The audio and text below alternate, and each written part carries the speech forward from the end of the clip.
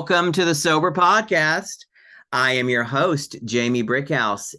And before we get into our interview with Ian Blessing, I'd like to take a minute to get the word out about one of our sister companies, Sober.com, the place for all things sober. We are expanding our reach and are in the midst of creating a virtual store specifically for those in sobriety and those looking for help with addiction. Visit Sober.com and see what's going on and what's changed. So today's Sober-lebrity guest is Ian Blessing, the co-founder. You like Sober-lebrity? That's our little. I do. I've never. That's my first time hearing that term, and hearing it about me is wild. So that reaction was surprising on a couple of levels. Well, great. Well, listen, you, Ian Blessing, are today's Sober-lebrity, and you're he's the co-founder of All the Bitter, a line of non-alcoholic cocktail bitters made by hand with organic wild forage and functional ingredients in Chico, California. You can find his information as a vendor listing with the Sober.com store. Thank you for joining us on the Sober Podcast, Ian. It's great to have you on the show. Absolutely. Thank you for having me. Before we get to the first question, I was a big, I was a big cocktail guy in my drinking days. I loved all the classic cocktails and, Manhattan's martinis and, whiskey sours and all that kind of stuff. And I liked them with bitters, especially the drinks that had bitters like Manhattans. And I remember when I would not drink during Lent, but I wanted to have that cocktail feeling. I'd have a Southampton, which was tonic water with a dash of Angostura bitters. And I didn't know there was a name for that. We recommend and the bitters tonic all the time, but right. And the bitters part of it made it almost seem like you're having a cocktail. Yeah. And, that's great. Thank you. I'm going to use that. Having a name for that is I'll have a Southampton, please. What's a Southampton? You don't know what a Southampton? It's bitters and tonic. Ma'am. Thank you. Well, and the other thing, another drink, I didn't make up Southampton, but I did come up with, I liked Arnold Palmer's, half orange, half iced tea, half lemonade. And I thought, but I'm gay and Arnold Palmer is kind of, it's just, I don't know, it's too straight sounding. And a friend of mine said, well, she said, why don't you have a Dinah Shore? And so I did that drink, but with Angostura bitters in that, and it really tasted. But then but I didn't know that bitters had alcohol in them, so I was like, oh, I can't drink that. So that's where you come in. But before we get there, this is excellent. This is great. I love it. Before we get there, why don't you tell us a little bit about how you found sobriety and how long you've been sober? Yeah, so myself and my wife, quit drinking at the same time, and that was about 3.5 years ago. It was Halloween of 2019. Mm-hmm. Our first son was 5 months old, and we realized pretty quickly that we could not continue drinking the same way that we had. Parents don't care if you are hungover or if you are still drunk. That doesn't mean anything to them. And waking up at multiple times throughout the night, because babies wake up all the time, and waking up at 4 or 5 a.m. for the day period, like baby says let's go, did not vibe very well at all with being hungover or me still being drunk the next morning. I was like, I cannot be a parent. I cannot function this way. Mm-hmm. And so it was pretty obvious almost immediately, into having a kid, that we needed to quit drinking. And my personal history with addiction, like a lot of us, goes way further back. I started drinking when I was 17 or 18, and immediately was like, oh yep, I'm going to do this all the time to excess, and I don't care if it is of a detriment to me. Right. And I don't know if I think I probably thought about it a few times. I probably thought, jokingly, I'm probably an alcoholic, but dismissed it because I was functional enough. I never had a rock bottom. I worked in restaurants where over drinking is not uncommon. Um, Nobody is seeing you come in hungover to work and saying, hey, you have a problem, you should probably quit drinking. It's like, no, that's just, it's not, standard is the wrong word. And I absolutely never want it to sound like everybody in restaurants has a problem with alcoholism, because that's not Right. true. But it is certainly an environment that is a comforting place for somebody who drinks too much. You work hard, you Right. play hard, you work 6 to 12 hours a day in an incredibly fast-paced environment with 30 other people, kind of going to war Yeah. almost every day. And then you get off and you need a release. You go to the bar after work and you drink for a couple hours with your coworkers, and you kind of, unpack the day, and then you don't work again until 5 o'clock the next night. So you can go home and you can keep drinking, and you can be hungover and not have a productive day. You can be in bed all morning, all afternoon, and be fine by 5 o'clock by the next Right. day when Right. it comes Still to get work away again. with it, so to speak. Totally. So I I was a absolutely high functioning alcoholic with no rock bottom, and I eventually found my way into the world of wine as a profession. Hmm. I had always enjoyed. I had managed plenty of bar programs. I loved beer. I loved spirits. I loved the history of them. I loved learning about them and talking about them. I loved drinking them, obviously, but I loved the intellectual side of beer and spirits. But I had never gotten into wine until one day I realized that I knew nothing about wine and decided to pick up a book and start reading. And a friend of mine asked me if I had ever seen the movie Somm, which is about sommeliers working in restaurants studying for their master's exam. And at the time, I didn't know what a somm was. I had never heard of the term. And when I found out that there was an actual position in a restaurant that did nothing but sell wine and taste wine, I said, "Yep, that's for me. That's what I'm going to do."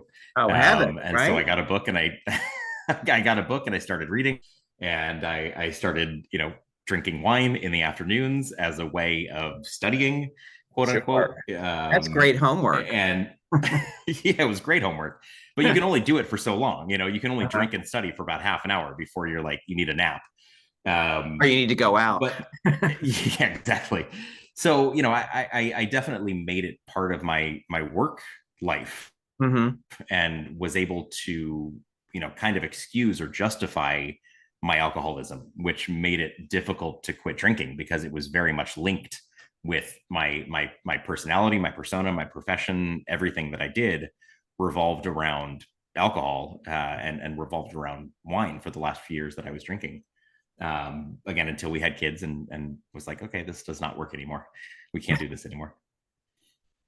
Well, great. So, how did you had the idea to start your company and try non-alcoholic drinks before you started all that bitter? Well, we had gotten really into the non-alcoholic beverage market as consumers. So, going from our lives revolving around beverages to not drinking at all. Right. Um, we were drinking a lot of black coffee and tea and soda and juice. Um, but craved something more, craved an adult beverage, an adult flavor. And about 6 months in or so, I ran across an ad online for Athletic Brewing, um, and was the first time that I had seen a non-alcoholic IPA, seen anything beyond O'Doul's, which was the only option for so many years, Yeah.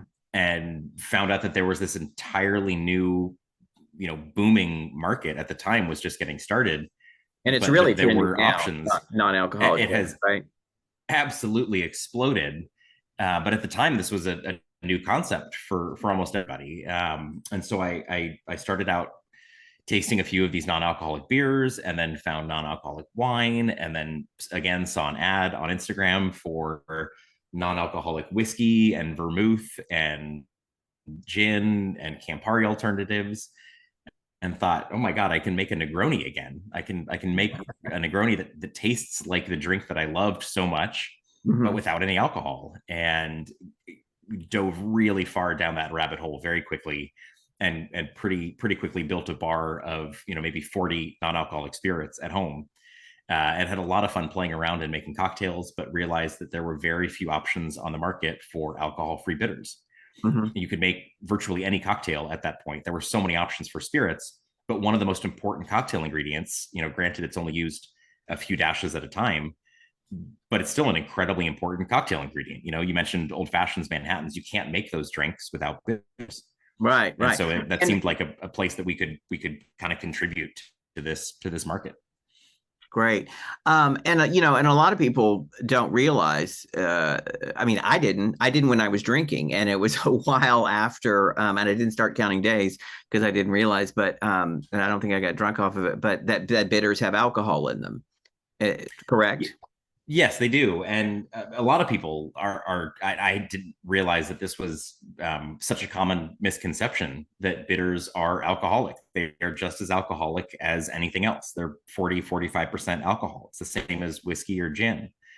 You're only using a couple dashes at a time, so they are often interpreted as non-alcoholic because you're using very little volume. It's the Right. same idea as using vanilla extract. Vanilla extract is 35% alcohol, but you add even like half a teaspoon or something to let's say a hot cocoa, for example, it's not going But to get it's you usually drunk. It's just also going to give you vanilla the extract. flavor of vanilla. Right, and it's cooked in Hmm. also. Vanilla Correct, extract yes. is almost But always with cooked in. Yeah. exactly With but with bitter, with they're bitters right it's there. not. you're you're Yeah. you're, you're yeah, you're adding that raw alcohol on top of your otherwise non-alcoholic drink, and it's not going to get you drunk. You even using 6-7 dashes of bitters in a drink is not going to get you drunk. But fair enough, there are plenty of people, especially in recovery, Yeah. who once they are aware that bitters are alcoholic, take issue with adding basically a few dashes of high proof liquor to their otherwise non-alcoholic drink. And I mean, even just the idea for a lot of people of keeping a bottle of Angostura at home, just because you're not supposed to drink bitters doesn't mean you can't. You can very easily take the top off that bottle, pour it into a shot glass, and get drunk off a bottle of bitters. Right, right. It people say that you can't drink it because it's unpalatable. I beg to differ. You can absolutely drink bitters. You might not like it, but that doesn't matter to an alcoholic that is desperate for a fix. You can absolutely drink a bottle of Angostura and get That's drunk. a good point. Um, Our cooking sherry, people have gone out on, Correct. sherry. Um, Yeah, people so go out on hand sanitizer. It was like, yeah, okay, so we should probably have an option for people that want to make these drinks with bitters but don't want the risk or the temptation of keeping a bottle of alcoholic bitters at home. that's me. So now I can go Yeah. back to drinking my Dinah Shores because I stopped drinking Dinah Shores, which was my version of an Arnold Palmer, except it had bitters in it, and that's what made it a Dinah Shore to me. Angostura bitters. What of the many bitter products you sell, which one should I do for the Dinah Shore?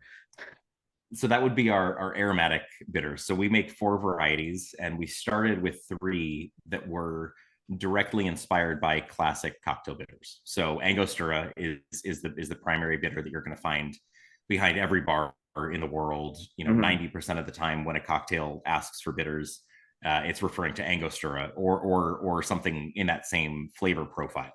And Angostura is referred to as an aromatic bitter. So we call ours simply aromatic, and the flavor profile is very heavily, it's a lot of warm baking spice like cinnamon, clove, nutmeg, ginger, allspice, and then a number of bitter and earthy roots like gentian, dandelion, burdock, um, and a handful of other ingredients as well. But aromatic would be the kind of the classic, like, quintessential cocktail bitter. Great, I'll get some. Um, our topic for this interview is how non-alcoholic drinks help keep me sober, and we're going to dig deeper into that in just a few seconds. But first, we're going to take a quick commercial break, and we'll be right back. So stay with us. Hi, I'm Sonia, the founder of Everbloom. We help you change your relationship with alcohol through connection and conversation. We provide small group meetings where you can share your story and get the encouragement and support you need to achieve your goals. Whatever your goals are, we're a judgment-free space. You can find us at joineverbloom.com, BLUME, and try us out with a free meeting. And we're back talking to Ian about non-alcoholic drinks. And how have non-alcoholic drinks personally helped you to stay sober? I mean, obviously, I mean, that's an obvious question, but you know what I mean. But the non-alcoholic and cocktail, it's mocktail. Honestly, it's a topic that I love because, especially in certain recovery circles and certain recovery programs, non-alcoholic beverages are frowned upon. You'll hear terms like slippery slope, or my favorite is non-alcoholic beer is for non-alcoholics. I was told that a couple times when I quit drinking, and it infuriated me that somebody would tell me what I was, or who I was, and what I was allowed to drink or not drink when it did not get me drunk. It was. And what do you think the interpretation? Why do you think that they those people who were warning you not to drink? Well, I mean, non-alcoholic beer. The idea, and the idea, and I understand the idea. Absolutely, I'm not here to push non-alcoholic drinks on anybody that's not comfortable. Anybody in sobriety that's not comfortable with them. That is not our deal. For us, non-alcoholic drinks were a phenomenal way to regain a sense of normalcy for us. Yeah. More importantly, to regain some of that ritual that we loved, having a glass of wine after work with dinner, having a beer, a beer while mowing the lawn. That sense of ritual, and for us, especially coming from a beverage background, to still be able to appreciate the flavors that we loved. We were both alcoholics because we loved getting drunk, but we both loved the flavor and the experience and the story of a good drink. And so quitting drinking, we lost all of that. We lost that community. We lost the flavors of those beverages, the stories behind them, everything that went along with, wine, beer, and spirits.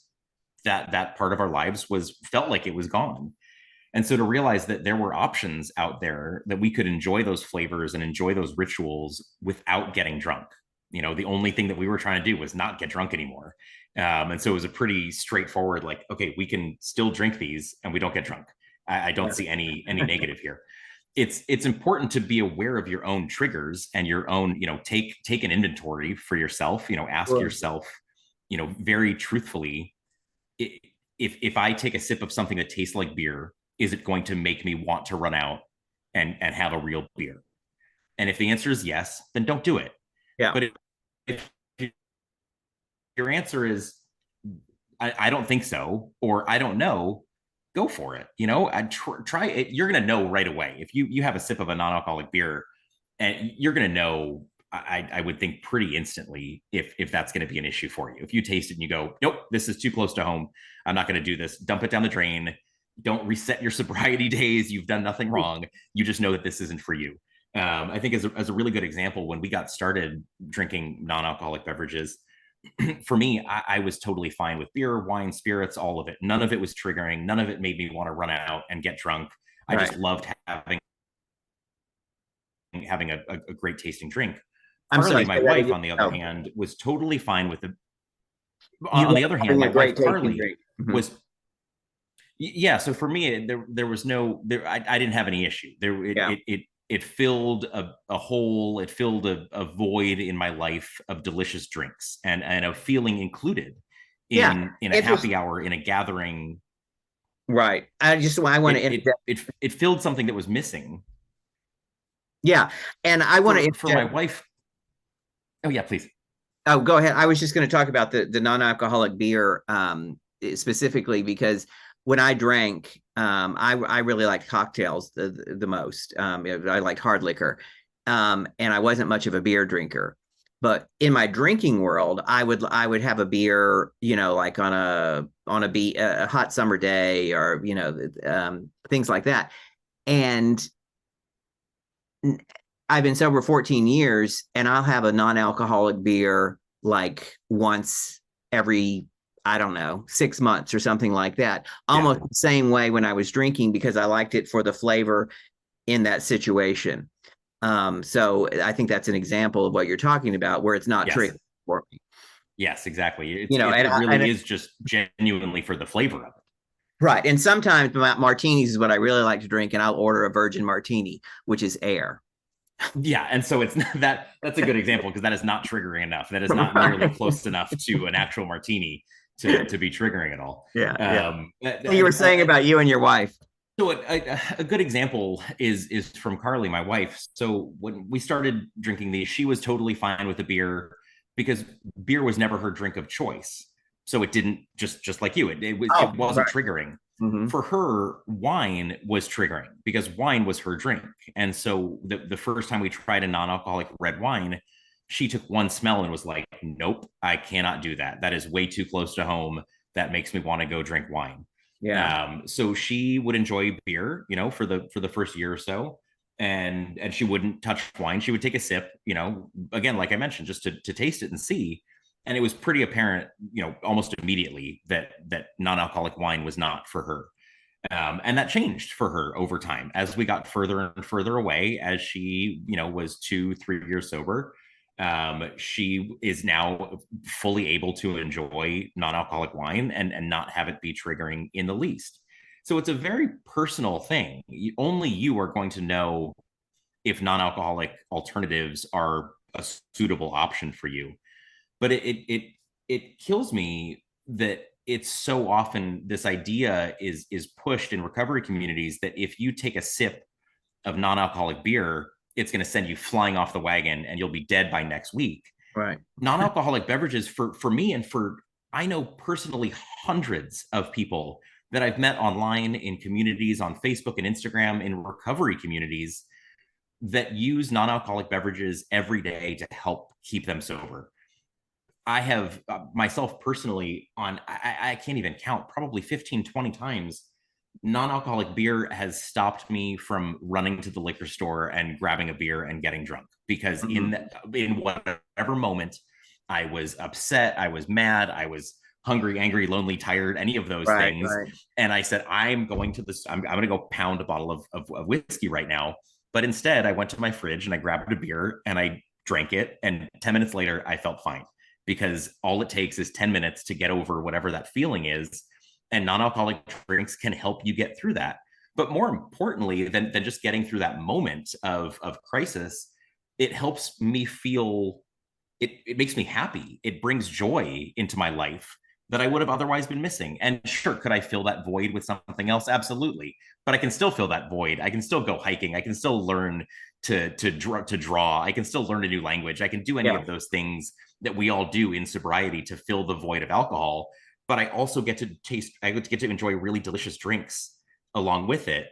And not only the beverages, but I found a community of people online that I resonate with and I connect with, and we share, tasting notes. We share new drinks that we found. We share cocktail recipes. And for me, that community has absolutely, that is my recovery community. I started early on with AA. I did AA for about 6 months. Yeah. It wasn't for me. It helped me at the beginning of my journey, and I'm so glad that I did it. And if it works for you, that's fantastic. But it wasn't for me. And I think What that we works? What don't works for you personally? talk. You. What ended up that's honestly, this is what ended up working for me. I stopped AA and I said, I'm going to find my own program of recovery. I didn't know what that was yet. I Yeah. thought maybe it was going to be smart recovery or Dharma or some other recovery program. Right. I didn't end up doing any of those things. I ended up picking up a book and reading about Buddhism. That helped me. That was part of my journey. But the program of recovery that I found was non-alcoholic beverages. As crazy as that sounds, Yeah. there's an incredibly vibrant community of people that I was able to connect with and not only talk about drinks, but talk about our sobriety and share recovery dates and encourage each other and cheer each other on and feel connected in the same way that we feel connected when we go to a meeting or when we do any number of recovery activities. Right. I feel connected to this group of people in the same way that you feel connected to AA. It's But the difference crucial. is I get to I drink mean, I get yeah, to drink a beer at the same time. yeah, So for me personally, that was like, oh yeah, this works much better. And again, it's not going to work for everybody. I am not sure. trying to force anything on anybody. But if the idea of a non-alcoholic beverage, if the idea of a tasty drink that sounds appealing, and you think about it critically for yourself, don't let somebody else tell you this is going to throw you off the rails and you're going to be dead because you're going to start drinking real beer. Think about it critically for yourself. Do you think that that's going to trigger you? If not, give it a shot, because it is absolutely, I have found, and again, hundreds of people that I know personally have found it to be a very valid recovery mechanism and a coping mechanism, and something that at this point now isn't a mechanism anymore. It's not a coping mechanism. It's just part of my life. It's just a tasty beverage that I drink throughout the day. In the same way Yeah, that you drink it water, sounds coffee, like or tea, right. it's just a drink. Yeah, but no, it sounds like the one of the keys to sobriety is having a community and staying connected, and it sounds like you found that. Uh It's huge. It's I mean, absolutely one thing huge, and about that is the critical for triggering thing, anybody. right, right. And I'll just say this to all of our listeners. I mean, I'm a person, like I said, who drinks the non-alcoholic beer from time to time, and it's never been a problem. It's never been triggering, and I've never gone out over it. But if you feel like you think it might be triggering for you, then the suggestion would be don't even do it. But Yeah. just Yeah. I wanted to say that. But before we're wrapping up, I've got two questions left, and I want to talk about. I want you to tell us about some of the products that All the Bitter offers. So we make 4 varieties currently of cocktail bitters. 3 that I mentioned, which are inspired by classic bitters. So Right. aromatic is our Angostura alternative. We make an orange bitter that is very heavily spiced with cardamom, coriander, some herbs like lemon balm, and I'm then going we to make try one that called one. it's really good. We make one called New Orleans, which is inspired by a cocktail bitter called Peychaud's that is from New Orleans, which is where it gets that name. That one is primarily tart cherry, hibiscus, a lot of anise. So if you don't like licoricey flavors or anise, then probably stay away from that one. I will stay But away a from lot of that. anise, and then yeah, and rose hips is the other primary ingredient. And then we just released a lavender bitter that's lavender, chamomile, and then a smattering of herbs that are really great for stress and anxiety, and kind of keeping you calm. So it includes ashwagandha and skullcap, passion flower, lemon balm, things that would be great to kind of take before bed. Any of these can be used in cocktails, of course, Mm-hmm. non-alcoholic, alcoholic. If you're somebody that drinks a little bit, if you're sober curious, these can be used in regular drinks. They can be used in non-alcoholic drinks, but they can simply be mixed with soda water, bitters and soda, or something like tonic or Tonic, ginger beer, right? or Like that your Arnold Southampton I was Palmer, talking about. exactly Yeah. your lemonade and tea. Bitters are the easiest way to think about them is they are the spice rack for your bar. They're like liquid seasoning. You use I them in love it. small amounts, just like how a pinch of salt elevates the taste of food. A couple dashes of bitters elevate whatever you're drinking. They add complexity, they add depth. It's a great way of flavoring sparkling water and essentially enjoying a flavored seltzer. Bitters and soda is like the OG LaCroix. It's the original flavored sparkling water, but Right. it's made with real ingredients, and it's made with beneficial ingredients that are good for your gut, good for your overall digestion, good for your liver. Our lavender bitters, like I mentioned, are good for stress and anxiety. So there's a functional benefit to them as well, in addition to just being delicious and something that you can really add to just about any beverage to make it taste better. Great. I can't wait to try them. What is our last question here? We ask all of our guests, what's the best lesson you have learned in sobriety and recovery, and how did it help you? That is a great question. The best lesson I learned in sobriety and recovery is that quitting drinking is not going to suddenly, it's not going to fix all your problems. If you had problems before, it's easy to think that quitting drinking is going to make everything sunshine and daisies. Right. It was a shock to realize that I had been suppressing probably a lot through drinking, and that once you quit drinking you suddenly start feeling again, and that's not all necessarily good. And that is in no way an excuse for anybody to not quit drinking if you have a drinking problem. But it's an important thing to remember, is that you're going to start to feel some really uncomfortable feelings. Mm-hmm. And it's confusing. I started to feel a lot of anger for the first time. I for 30 something years felt like an incredibly happy-go-lucky guy that had not a care in the world. Yeah. And then I suddenly had this new feeling of anger. It's like, I don't, where did that come from? I don't understand. And it was probably there the whole time, but I didn't realize it because I numbed it with drinking. And you have to figure out coping mechanisms, both for quitting drinking on its own, but also to deal with whatever the other stuff is that kind of bubbles up to the surface. That was where, for me, like studying Buddhism came in handy. Yeah. I read a book on anger from the Buddhist philosophy, and that really helped. I started going to therapy, for anger issues. You be aware of those things, be aware of your feelings, and address them, find a way to fix them. The good news is that because you quit drinking, you suddenly have a lot of mental capacity that you didn't have before. And you are hopefully now, equipped to handle those issues because you're not drunk all the time. That's a great lesson, and a great way to end. Thank you so much, Ian Blessing. Thank you for your continued support. All of you listening, visit us on soberpodcast.com and all places where you find major podcasts to leave a review, sign up for our mailing list. You also find the contact information in the show notes for Ian Blessing and All the Bitter. I'm your host, Jamie Brickhouse. You can find me every day on TikTok, Instagram, and Facebook, where I tell a true story in high heels every day at Jamie_Brickhouse. And I am signing out for the Sober Podcast. Tune in for another show next week.